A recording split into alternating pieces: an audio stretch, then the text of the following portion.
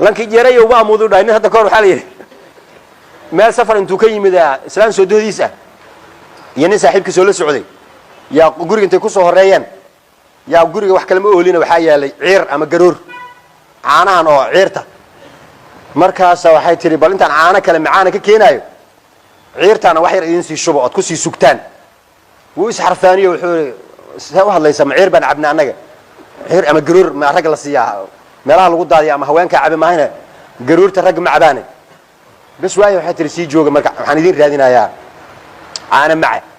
intii caana macay ku maqnayd yaa wuxuu isiri kistoo yar maad ciirtan ka sii cabti haddayna wuu diideen haantii oo kor saaran oo saasa meel yar waxay leedahay daar la yiraahdo laga yara furo oo wax yar hadii intii laga yara furo la yara jiido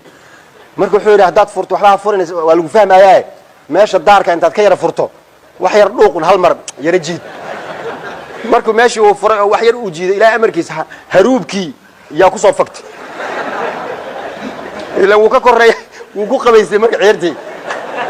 haantii oo dhan ku gadoontay madaxiisa wada cad wixii oo dhan wada ciirtii daadatay ninkii saaxiibkiisa la socday mowqifka ay fadhiyaan markuu arkay xishood daraadi waxa la kow uu dhintay duqdii oo soo orday oo wax soo raadisay oo xogaa caana mac soo heshay albaabka ka soo gashay nin jiifa meeshan iyo nin cad baa meeshan fadhiya oo ciirtii isku daadi markaas afmeemaan ku hadlay wuxuu soo gal lanki jeera iyo ba amoodi lanki jeerana inta ka dhakaar weyn lanki jeeray ma ninkii xishoonay wuxuu waqti hore u dhintay waa ninkii saaxiibkiisa ninkii xishoonay waqti hore u dhintay laakiin midaan xishoonayn ayaa meeshan soo dhafoor weyn kula marka hadda waxaan ku keenay carabtu waxa ku dhacay moogta xishoodku mar baa loo dhintaa moogtahay markii aad baashu ka halowdo ninkan buu u dhintay sharaf uu dhintay xishoodu la dhintay waxa markuu arkay